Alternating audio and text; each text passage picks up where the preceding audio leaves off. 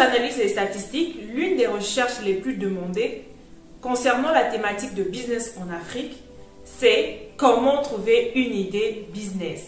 Si les gens se posent ces questions, si vous vous posez ces questions-là, c'est très certainement parce que vous voulez vous lancer. Et aujourd'hui, plutôt que de vous donner une idée comme je le fais dans mes différentes vidéos, je vais vous expliquer le processus par lequel vous pouvez vous-même trouver votre idée. C'est de ça dont on parle aujourd'hui.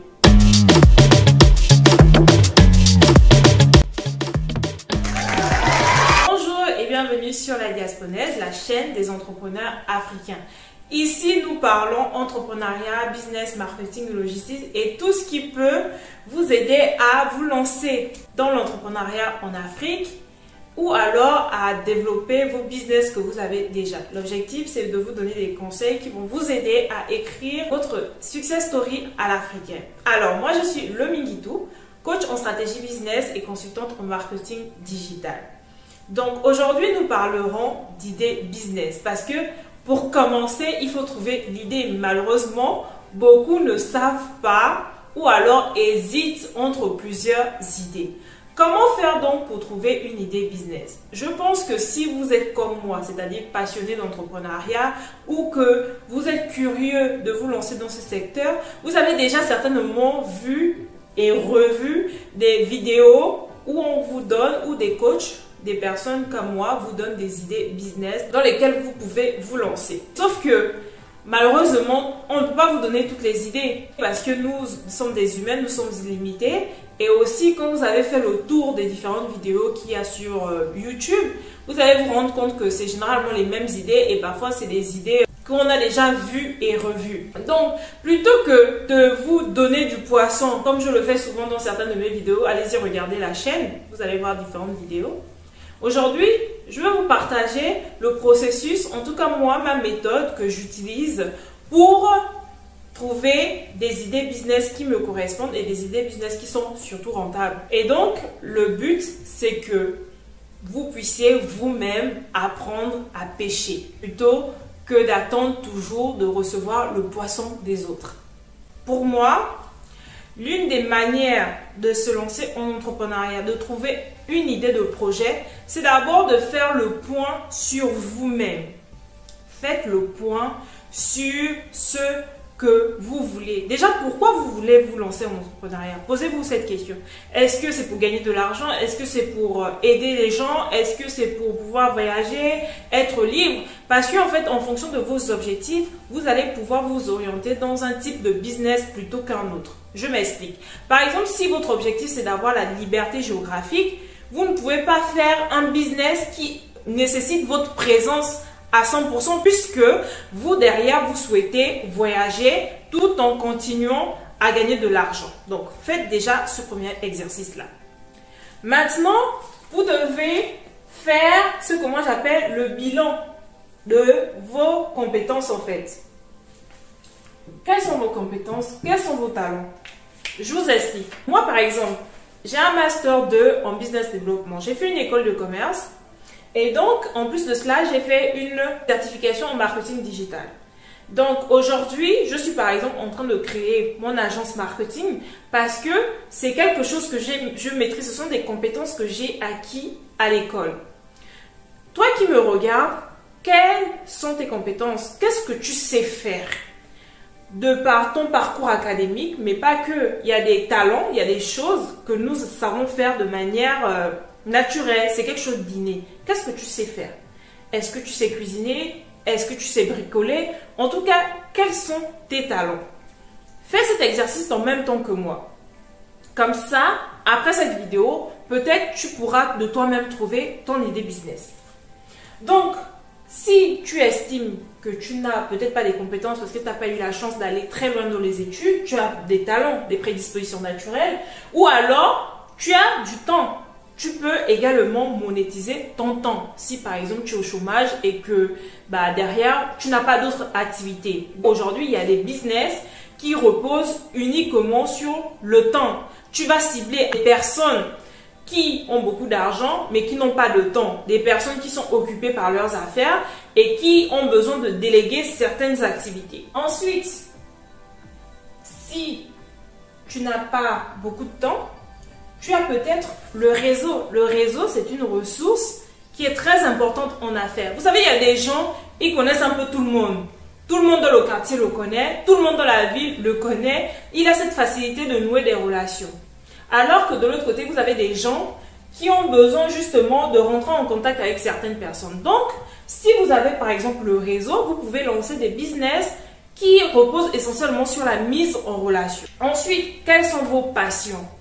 Moi, par exemple, je suis passionnée de business et j'ai cette prédisposition naturelle, on me le dit souvent, à pouvoir conseiller. Je suis de nature stratège en fait. J'ai cette capacité de voir des choses que les autres ne voient pas facilement. Raison pour laquelle, par exemple, moi j'ai décidé de lancer ma chaîne pour prodiguer des conseils aux gens qui veulent se lancer en entrepreneuriat ou qui se sont déjà lancés et qui souhaitent développer davantage leur business.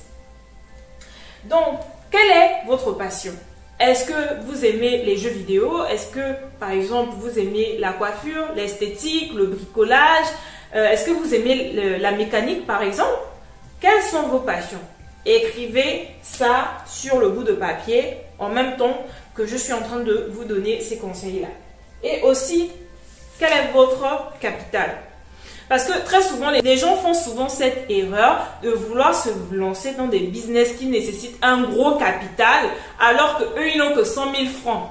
Comment voulez-vous commencer à vous lancer en entrepreneuriat avec un business qui nécessite d'avoir 10 millions alors que vous n'avez que 50 000 pour vous lancer? Donc, pour récapituler, en faisant cet exercice, déjà, vous allez pouvoir avoir des repères, des orientations vers quoi vous lancer en fait. Une fois que vous avez fait l'exercice précédent, il va falloir maintenant analyser l'environnement. Parce qu'en réalité, si on se lance dans l'entrepreneuriat, quand on a une idée, c'est pour faciliter la vie aux gens. L'entrepreneur, vous savez, c'est quelqu'un qui observe, c'est un observateur, c'est quelqu'un qui imagine la vie autrement, qui se dit aujourd'hui il y a un problème et moi je vais venir apporter une solution qui va révolutionner la manière dont les gens se comportent, qui va révolutionner en fait quelque chose qui était là, latent, mais qui n'avait pas encore de solution. C'est pour ça, avant même de faire cet exercice, il faut d'abord faire le point sur vous. Je vous explique. Considérons qu'on se lance en entrepreneuriat parce qu'on veut gagner beaucoup d'argent. Donc, si vous voulez gagner beaucoup d'argent à court terme, il faut choisir le type de business qui vous permet d'avoir du cash rapidement. Vous savez, il y a des business, quand vous les lancez, vous allez avoir le retour sur investissement que dans 1 ou 2 ans. Alors que d'autres, quand vous le lancez, tout de suite, vous avez l'argent qui rentre. Donc, si une de vos compétences, c'est par exemple que vous savez faire de la publicité en ligne. Donc, vous allez observer l'environnement. Observer, c'est quoi? C'est de vous dire par exemple que je vais chercher une niche, c'est-à-dire un groupe de personnes qui ont besoin de trouver des clients. Par exemple, vous allez vous dire, je vais travailler avec tout ce qui est artisan, les plombiers, les constructeurs, les maçons. Et donc, vous allez faire de la publicité pour eux. Dès lors que vous avez des contacts, vous les mettez en relation et vous touchez une commission. Maintenant, ce que vous devez faire, c'est observer comment déjà ces personnes ont l'habitude de travailler. Comment ces personnes ont l'habitude de trouver des clients. Par exemple, vous allez vous rendre compte que ces personnes-là, pour trouver des clients, c'est souvent du bouche à oreille. Alors qu'aujourd'hui, on est à l'ère du numérique. Et si vous proposez de faire de la publicité, ils gagneraient beaucoup plus de clients. Vous voyez? Donc, en plus d'observer, il faut écouter. Écoutez ce que les gens disent.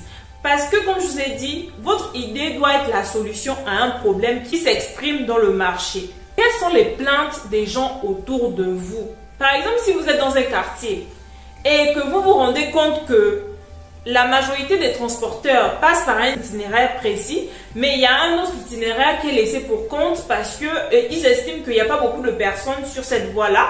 Alors qu'en réalité, quand vous observez, vous écoutez les gens se disent « Ah oui, on est fatigué de faire le grand tour pour arriver dans notre secteur. Si seulement on avait quelqu'un qui pouvait assurer cet itinéraire-là, ce tronçon-là, ça nous faciliterait la vie. » C'est simple, plutôt que de vous casser la tête. Si vous avez par exemple un permis de conduire, vous pouvez justement vous dire que vous allez prendre un taxi, le mettre en circulation sur ce tronçon-là parce que ce tronçon, il est négligé par les autres transporteurs. Vous voyez?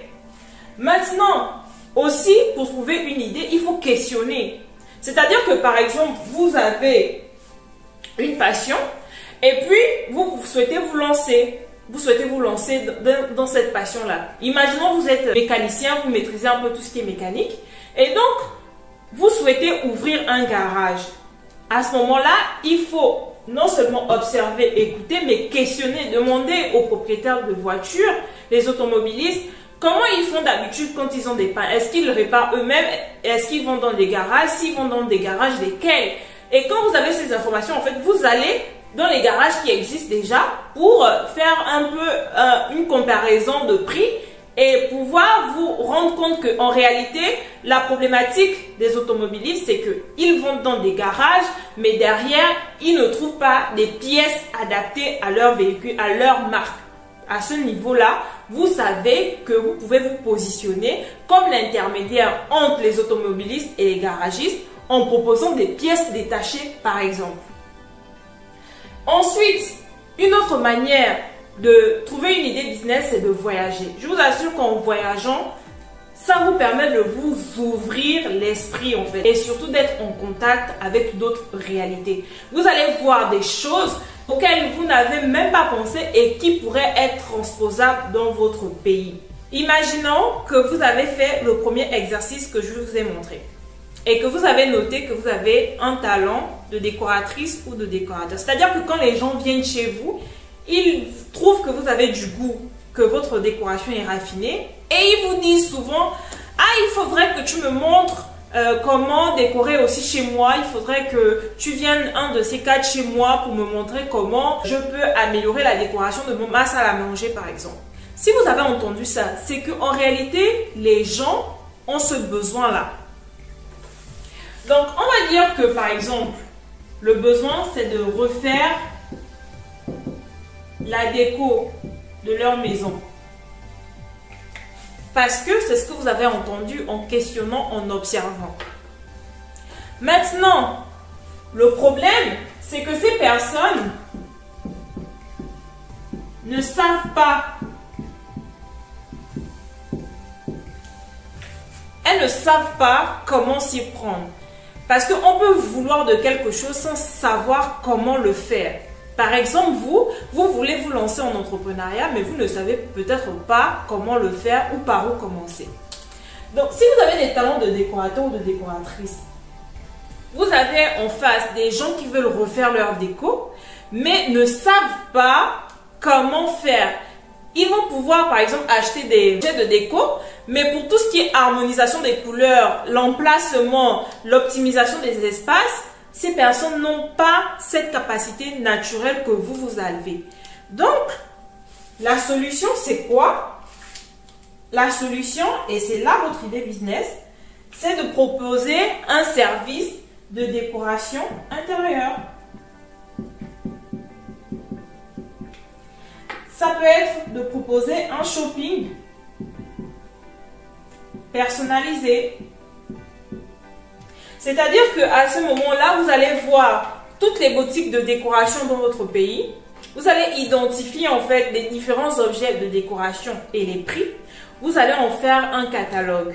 Maintenant, quand quelqu'un vient vous soumettre un besoin de refaire sa déco, vous allez chez cette personne-là, vous regardez ce qu'il y a déjà et puis vous allez proposer une nouvelle déco en fonction de ses goûts, de ses préférences. Donc, vous pouvez soit acheter juste le matériel et revendre à la personne et la personne elle-même va redécorer en fonction de vos conseils.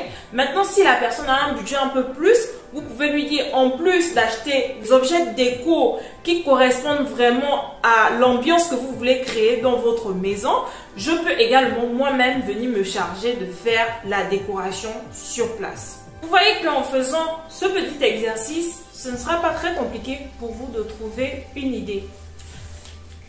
L'équation que vous devez simplement résoudre, c'est quel est le besoin des gens dans le secteur d'activité que j'ai identifié.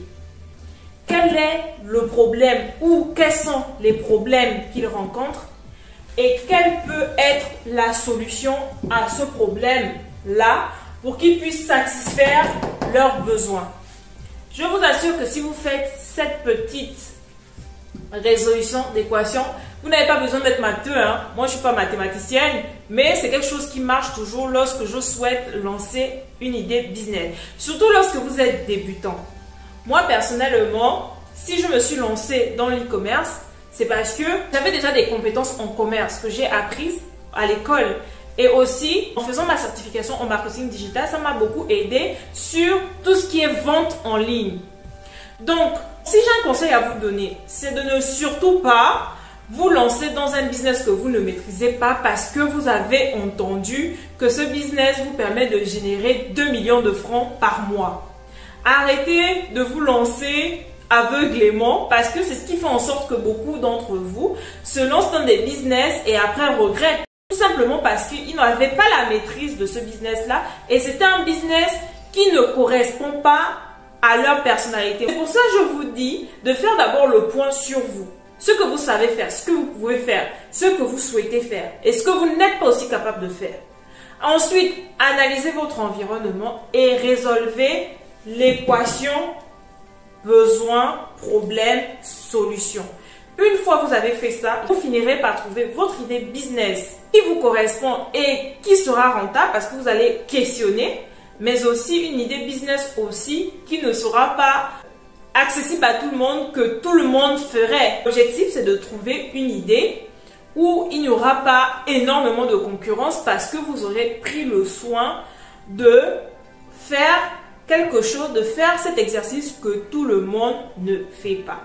Si dans votre analyse, le retour terrain que vous avez, c'est qu'il faut que vous fassiez quelque chose que vous ne maîtrisez pas, je vous conseille de vous former avant de vous lancer parce qu'en vous formant, vous aurez la compétence pour pouvoir bien délivrer le service que vous avez et vos clients seront satisfaits. Mais surtout, retenez ceci, ne jamais investir dans quelque chose que vous ne maîtrisez pas de peur de perdre énormément d'argent.